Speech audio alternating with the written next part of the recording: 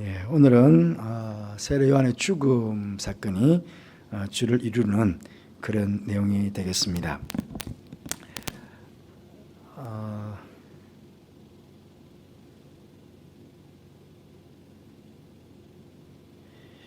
이에 예수님의 이름이 드러난지라 그랬습니다. 이에는 제자들이 우리 바로 앞쪽에는 예수님께서 둘씩 제자들을 전도 현장으로 파송했습니다. 그러니 제자들이 나아가서 오늘 접촉이 조금이네요. 제자들이 밖에 나가서 뭐하라고 했겠습니까? 하나님의 나라가 가까웠습니다. 이 하나님 나라의 주인은 우리 주 예수님이십니다. 그분이 메시아시고 그분이 우리가 기다리는 그리스도이십니다. 그분을 믿어야 구원받습니다. 이 복음을 전하지 않았겠습니까? 그러니 이제 예수님의 공생의 사역이 2년이 지나고 이제 3년째 접어드는 그런 이제 시기입니다.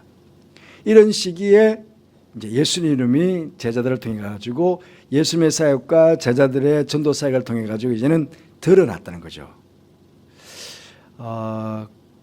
세례 요한이 그랬습니다. 세례 요한이 저분은 흥해하고 나는 망해한다. 세례 요한의 그런 고백처럼 이제 예수님의 이름은 드러납니다. 예수님의 이름은 드러나지만 점점 드러나지만 세례 요한은 역사의 뒤안길로 사라집니다. 죽음을 통해서 사라지는데 그게 오늘 말씀이 잘 대비가 되는 그런 말씀입니다. 그런데 헤롯이 예수님 이야기를 듣고는 그 행하는 것들이나 말씀을 하는 것들이 세례 요한도 회개해라 천국에 가까웠느니라 그렇게 처음 말씀을 시작했고 예수님께서도 회개하라 천국에 가까웠느니라 똑같은 말로 예수님께서 사역을 시작했거든요. 그러니까 말하는 것들이나 행동하는 것들을 보니까 꼭 세례 요한 같다는 거죠. 그래서 세례 요한이 죽은 자 가운데서 살아났다. 그러므로 이런 능력이 그 속에서 일어난다. 그렇게 이제 헤롯이 생각을 한 것입니다. 이건 그때 그 당시에 많은 사람들이 가지고 있었던 잘못된 부활 사상. 그러니까 사람이 죽으면 우리나라도 그렇죠. 사람이 죽으면 귀신이 된다. 그 귀신이 다른 사람으로 들어간다.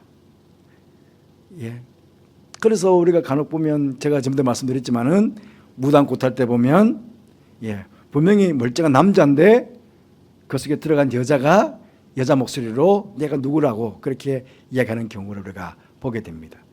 그런데 그거는 미혹당하는 거죠. 미혹당하는 것. 마귀와 악한 영들에게 우리가 미혹당하는 것입니다. 절대로 죽은 사람이 그 영이 살아가지고 다른 사람 속에 들어가가지고 역사하는 법은 절대로 없습니다. 그 사람 죽으면 예수 믿고 죽으면 천국, 예수 믿지 않고 죽으면 엄부, 지옥입니다. 그 사람이 다른 사람 몸에 들어간다? 여러분 한 예를 들어보십시다.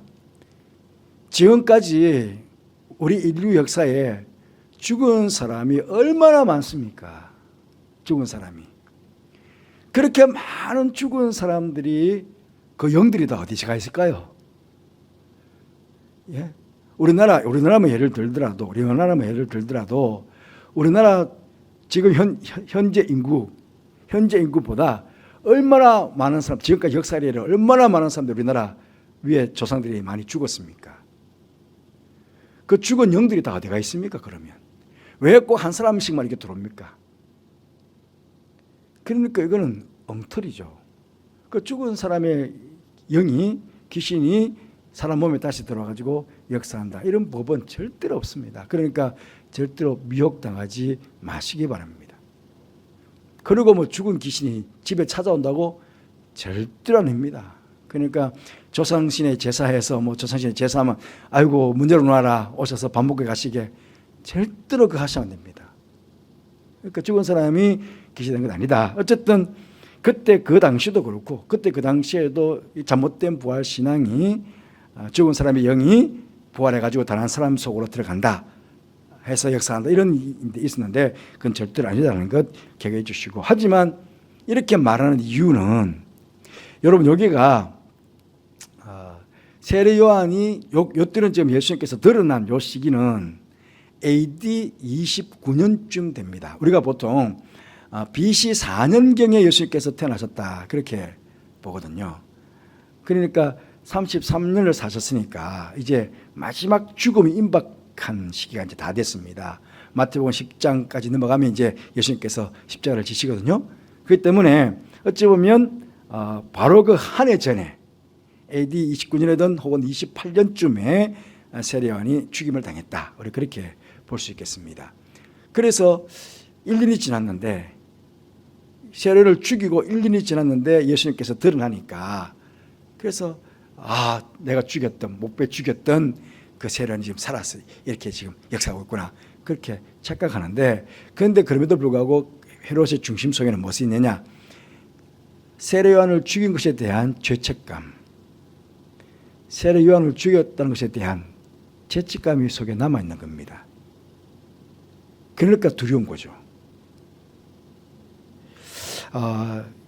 제가 마가복음을 시작하면서도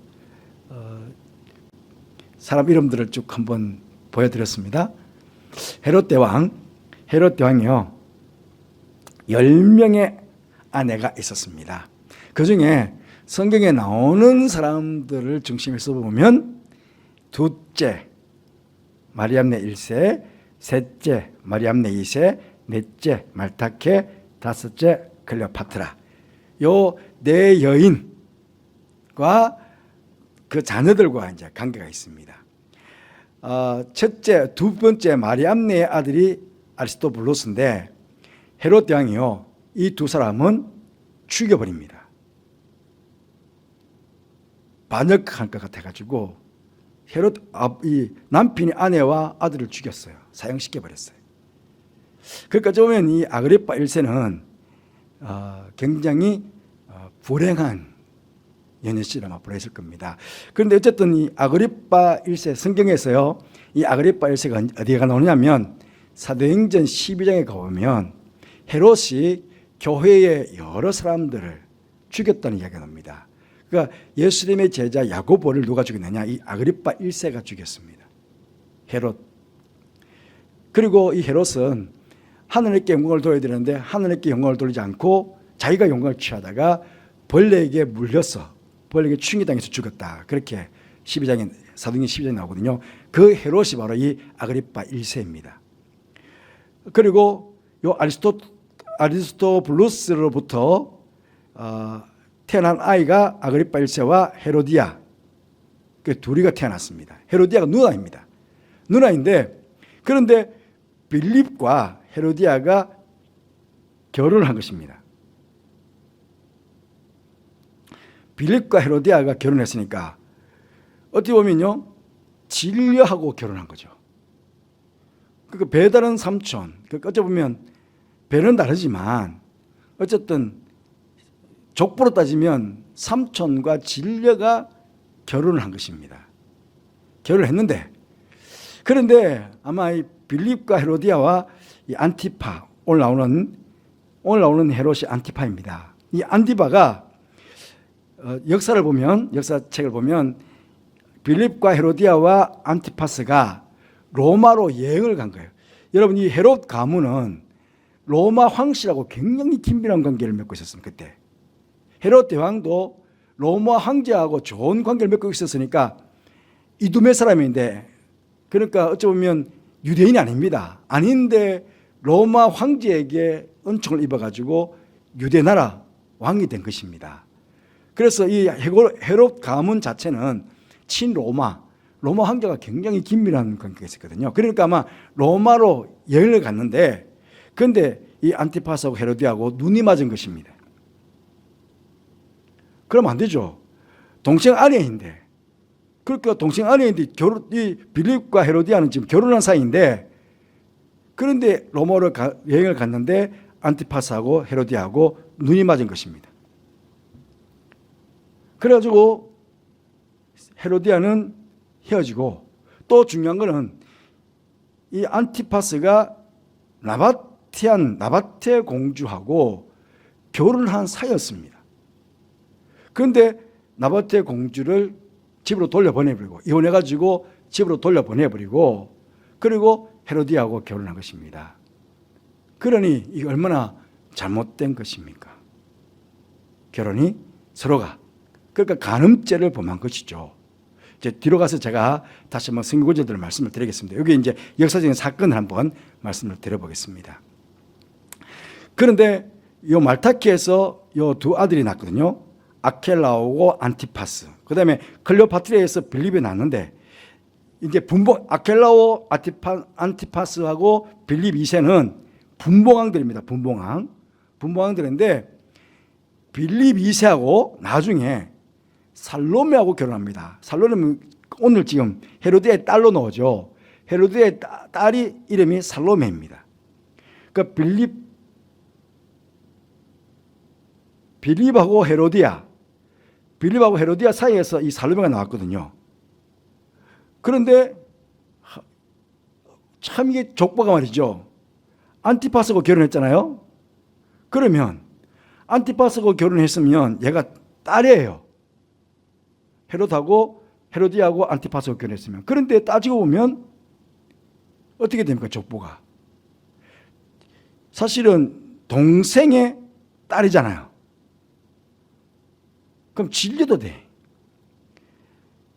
그때 그 당시 헤롯 가문뿐만 아니고 로마 황실 자체가, 역사를 보면요, 로마 황실 자체가 이렇게 근친상간의 결혼을 굉장히 많이 했다는 것입니다. 그런데 살로메는 또 누구하고 결혼하느냐? 살로메는 나중에 빌립하고 이렇게 결혼합니다. 예.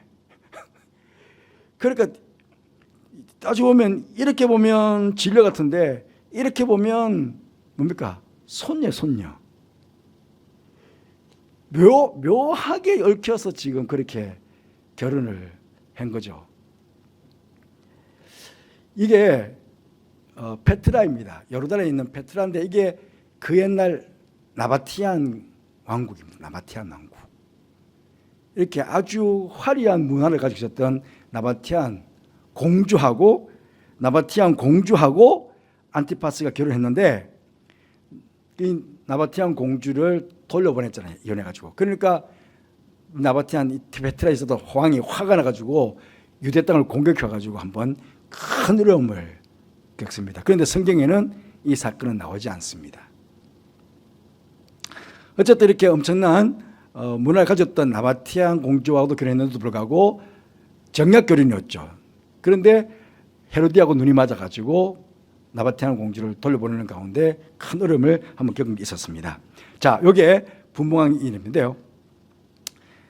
여기가 빨간 줄이 뭐냐면 아켈라오, 안티파스 형 아켈라오가 분봉왕으로 있었던 곳입니다. 그리고 초록색이 이것이 지금 안티파스가 안디바, 성경 안디바라고 합니다. 안디바가 분봉왕이 있었던 곳.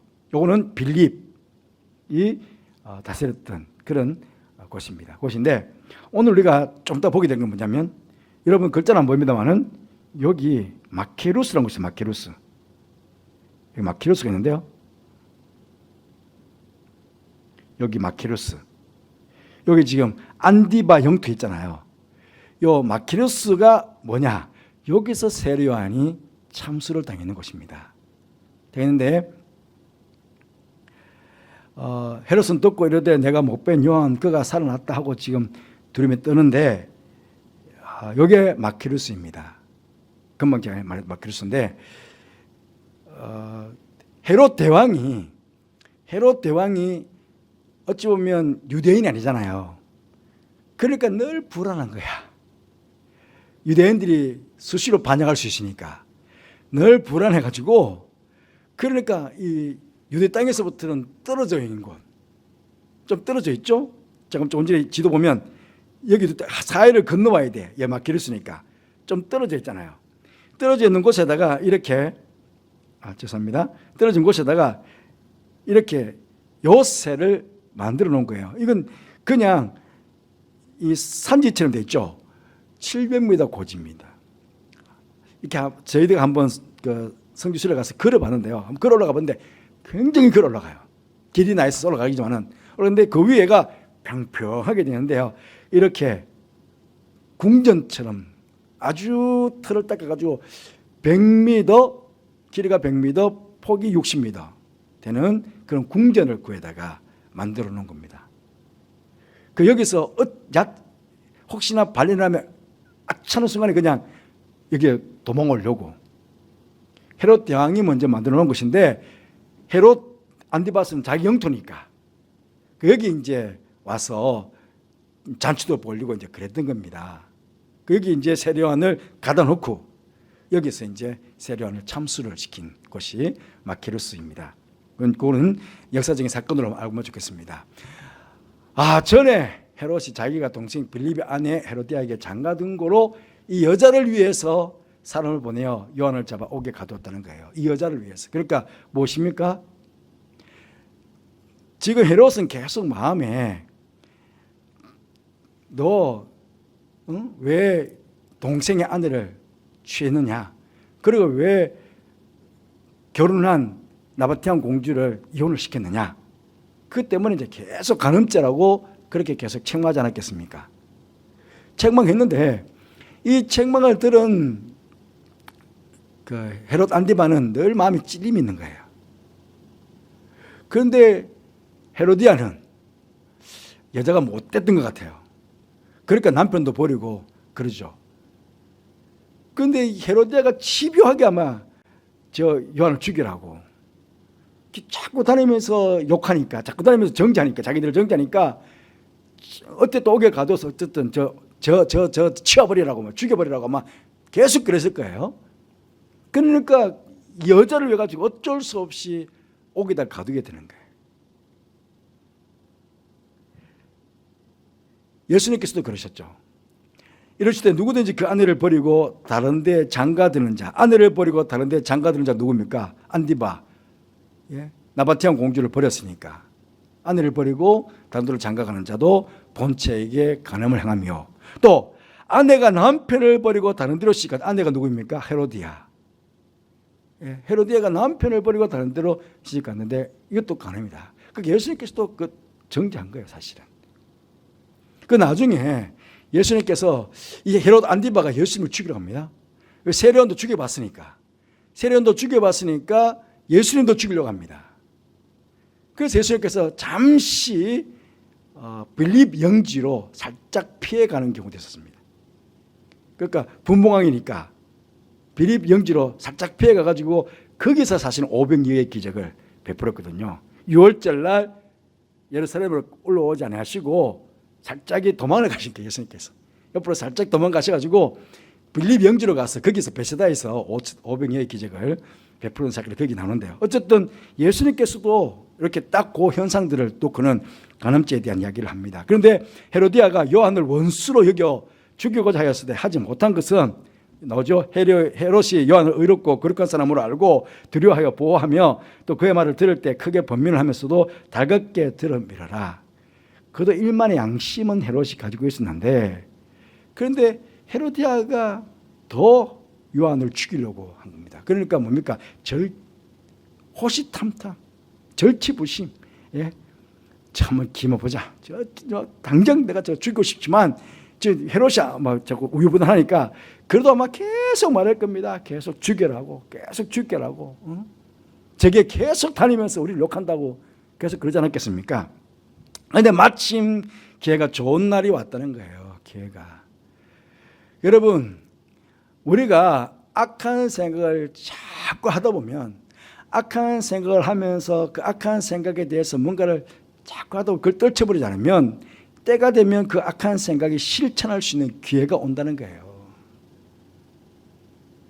여러분, 이게 굉장히 무서운 겁니다. 사실은 마침 기회가 좋은 날이 아닙니다. 이 날은 멸망으로 가는 날 아닙니까? 멸망으로 가는 날. 우리가 우리 마음에 악한 생각을 떨쳐버리지 않으면 언젠가는 그 악한 생각이 내 삶의 행동으로 옮겨질 기회가 오는 거예요.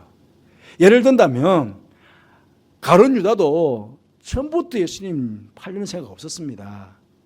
가룟 유다는 돈을 사랑했어요. 그러니까 돈을 사랑하는 마음, 도적과 같은 마음을 떨쳐버리지 아니하니까 마귀가 살짝이 생각만 넣는 거예요. 마귀가 생각만 넣었다. 예수님 8년은 생각만 넣었다 그랬어요.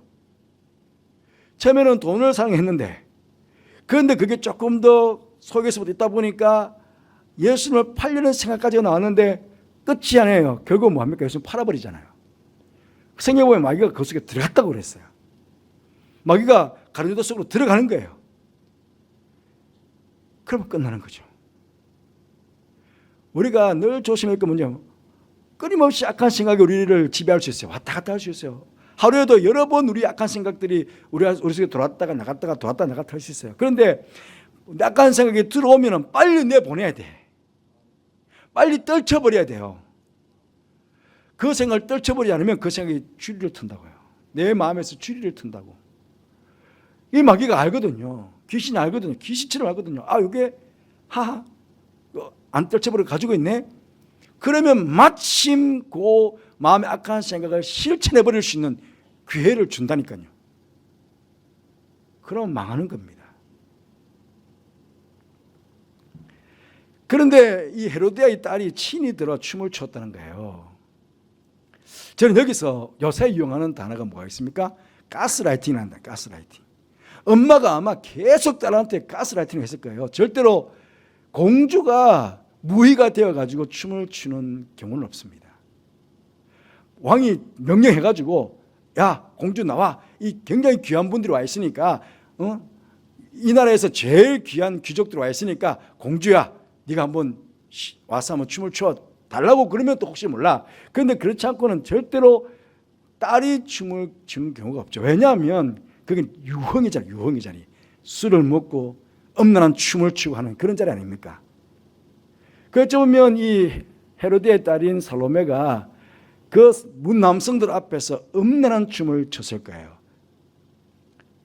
그리고 전부 술을 마셨으니까 술 취한 상태에서 뭔가 제대로 한 게 보였겠습니까? 그런데 엄마는 여기 기회다. 저 양반들 술을 잔뜩 취했을 때 딸을 보내가지고 춤추게 만들어가지고 딸에게 뭔가를 그래 뭐 너가 필요한 거 뭐 있느냐 말 좀 해봐라. 그러면 얼른 해야 되겠다. 처음부터 계획을 한 거예요. 헤로디안. 그러니까 헤롯은 술이 취했지 정신은 없지. 자기 친딸 아니죠 사실은. 지금도 보면 왜 그런 경우가 많잖아요. 어이봇 아버지가 딸들을 성추행하고 그런 일이 있잖아요. 근데 어쨌든 그러니까 유흥을 즐기는 속에서 뭐 술 취한 데다가 음란한 춤을 추고 있고 뭐 그런 상태에서 아마 혹한했겠죠. 그 무엇이든지 네가 원하는 대로 구해라. 그 네가 원하는 대로 한번 말해봐. 호기를 가지고 말할 수 있죠. 그런데 나아가서 맹세까지 하는 거예요. 맹세까지. 이게 이제 죄 깊이에 들어갈 수 있는 방법이죠. 우리도 그렇잖아요. 우리도 간혹 맹세할 수 있는. 근데 주님께서 뭐라고 했습니까? 절대로 맹세하지 마라 그랬거든요. 왜? 우리 인간들은 연약하거든요. 맹세하고 나서는 지키지 못하는 경우가 많아요. 우리 인간들은. 그렇게 예수님께서 연약함을 알기 때문에 맹세하지 마라 그랬는데 이 헤롯은 맹세해요. 왜 그 맹세했는데 그냥 둘이서 맹세하면 모르지만 거기 지금 귀빈들이 다 앉아있잖아요. 신하들이 다 앉아있고요. 천부장들이 다 앉아있고요. 로마 군사들까지 다 와가 앉아있어요. 그래서 뭐 구해봐라 그랬는데 보십시오. 그러면 그 자리에서 아빠 뭐 쉽게 말하면 아버지 왕이시여 저 이거 원합니다 해줄 텐데 그가 딱 그 말 듣자마자 나가는 거예요. 왜? 이미 엄마하고 짜고 있었거든. 분명히 저 술 먹고 나서는 네 춤추면 분명히 야야 뭐 기분 좋아가지고 야 뭐 필요한 거 없냐 내가 해줄게 분명히 그럴 거라고. 그러니까 이 딸이 당장 엄마한테 달려오죠. 그 엄마한테 와서 내가 무엇을 구하리까? 그래 그 어머니가 이르되 여기 원어적인 의미는요 세례 요한의 머리를 구하라 그러지 않고 그 어머니가 이르되라는 말은 우리가 성경이기 때문에 나오는 거지만요.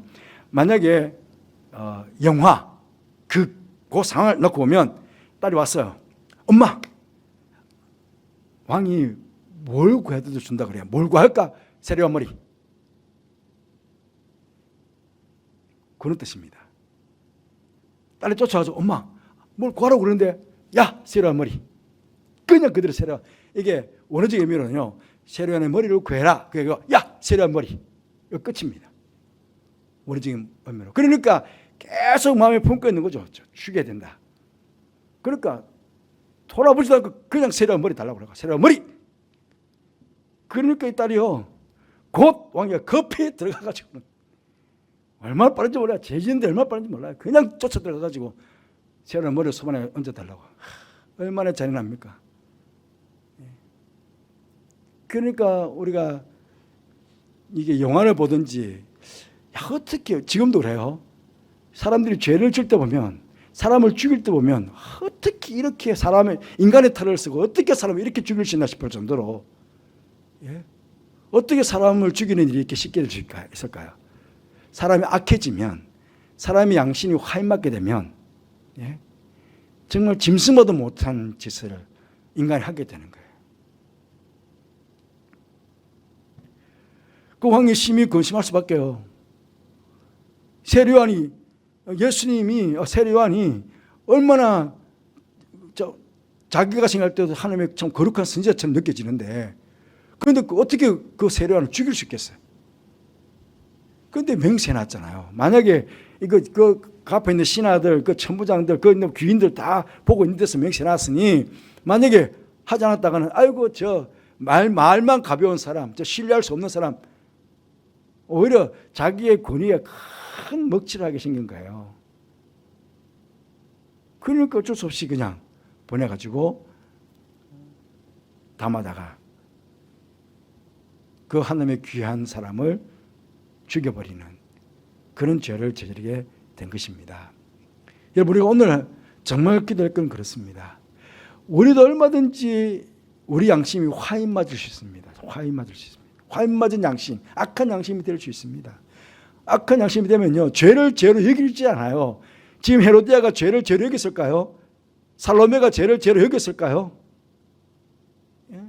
아마 오히려 복수심에 불타가지고 죽이고 싶은 그런 마음이 너무 간절해가지고 그건 오히려 막 쾌지를 불렀을 거예요. 세례요한 죽였을 때. 그 전설에 보면 세례요한 이렇게 목을 베가지고 소변에 떠났을 때 헤로디아가 말이죠. 세례요한이 계속 말로 했잖아요. 말로 정죄했잖아요.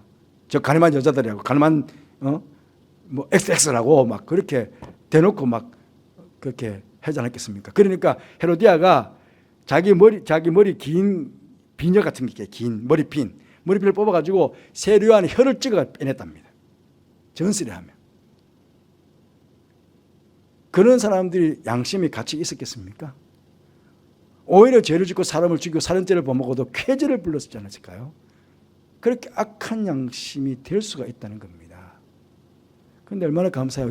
우리 안에 성령님께서 오셔서 우리가 자그마한 죄를 짓더라도 근심하시고 탄식하시고 그래서 우리가 내가 죄를 지었구나 회개할 수 있는 그런 사람으로 우리를 세워줬으니까 얼마나 감사합니까? 언제나 정말 청결한 양심을 가지고 죄는 모양이라도 버리라고 그랬으니까 죄는 모양이라도 버리고 악한 생각이 들어오면 얼른 그 악한 생각을 떨쳐버리고 정말 성령이 충만한 사람으로 말씀이 충만한 사람으로 그렇게 우리가 살아갈 수 있도록 우리 오늘 기도했으면 좋겠습니다. 고난이 닥쳐와도 세례요한처럼 정직하게 진실하게 끝까지 사명에 충성하는 종들이 되겠습니다. 기도하십시다. 죄를 지었을 때 철저하게 회개할 수 있는 믿음과 청결한 마음을 허락해 주시기를 기도하십시다. 내일 이제 중고등부부터 시작해서 교회학교 여름 행사가 시작됩니다.